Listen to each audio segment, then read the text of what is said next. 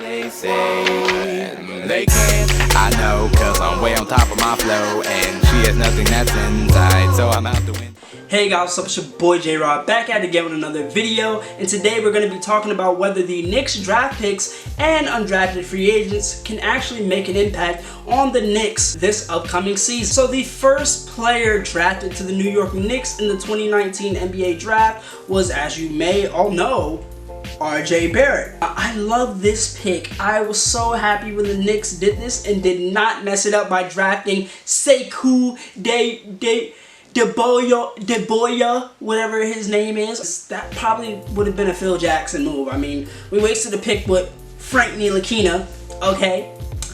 But, you know, let's not talk about that. We have moved on, and we finally have got, I feel that the Knicks, they got their guy with RJ Barrett. I think he is a prime time player without a doubt. And looking at his stats at Duke, he's pretty good. I mean, he averaged about 22 points per game at Duke with 7 rebounds and 4 assists as well. He can do everything all around. His three-point shooting is not the greatest because he only shot about 30%, but I think in the NBA he can improve. I mean, obviously he's going to start out as more of a mid-range scorer while being in the NBA. He could probably also slash as well, but he's also very versatile because he can make a lot of plays with the ball and being the ball handler. So I definitely see RJ Barrett playing the 1, 2, and the 3 for the Knicks. He can also guard all 3 positions as well, which I think is great for versatility.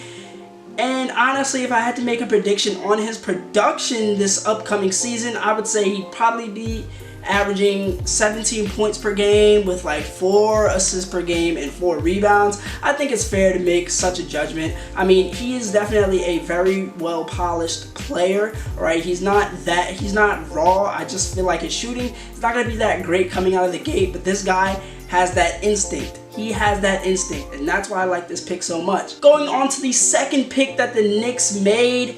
Now, they did not pick this guy, but they got him through a trade, and that is Ignace Broadus. I don't know if I said that correctly, but he played at Michigan. He averaged around 15 points per game with 5 rebounds to go with it and shot 39% from 3. And the crazy thing, the interesting thing about Iggy is that, and I'm going to call him Iggy because, you know, it's easier to say. The interesting thing about Iggy is that while he was in college, he actually had the best scoring from spot up opportunities than any other draft prospects, which I think is great. And I definitely do see the Knicks using him as more of a 3-point specialist because he is definitely undersized for a forward.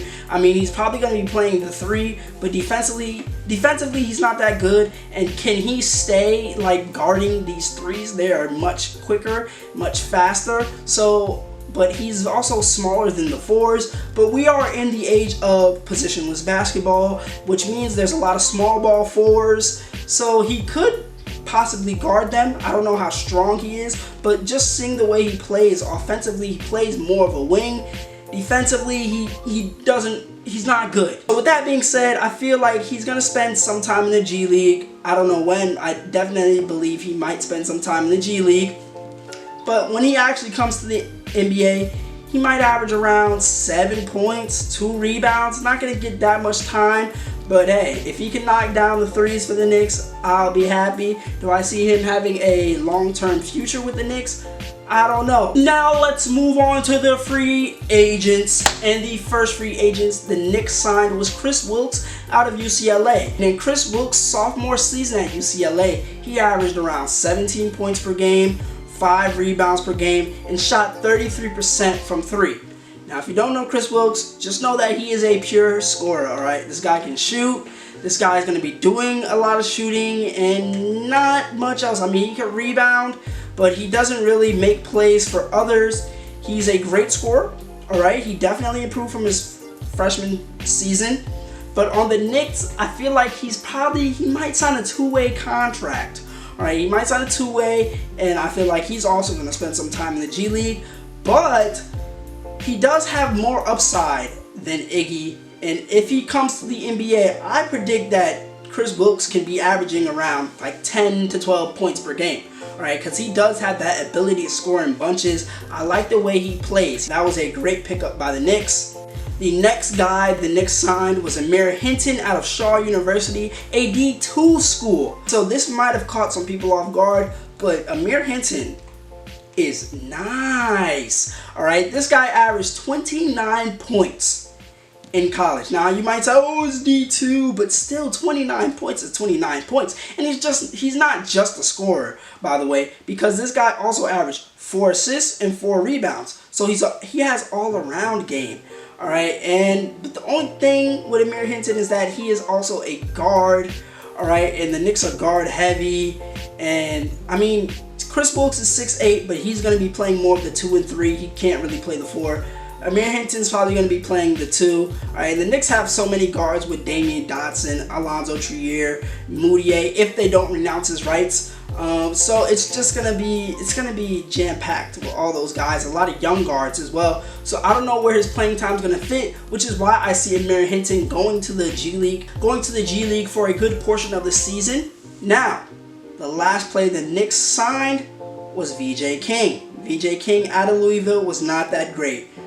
He averaged like 6 points per game in college and 3 rebounds. In his whole career at Louisville. He played for 3 years, and last year he did horribly. He averaged like 3.9 points per game and averaged he averaged more turnovers than assists. Now his position is more of a 2 or 3. He's also a wing. All right. Last year he shot 11% from 3. 11% from 3. All right. It was not good at all. So I mean, I don't really understand the Knicks signing him. I feel like he's going to be a filler player on the Westchester Knicks. I don't see him making the roster at all. But if he does, more power to him and congratulations. But as for right now, I don't see him making the team. I don't see him making an impact. Don't really see him doing much in the summer league. So yeah, the Knicks signed him. They need another body. But yeah, those are who the Knicks signed. Those are who the Knicks also drafted. If you have any questions about some of these players, if you have something that you could also add, please leave it in the comments below. And as always, this has been another J-Rod video. Please remember to like, comment, subscribe, and peace. Run the game like LaVar, finessing like I'm Jello, ballin' like I'm Lonzo, wild boy, call me Mello. Run the game like LaVar, finessing like I'm Jello, ballin' like I'm Lonzo, wild boy,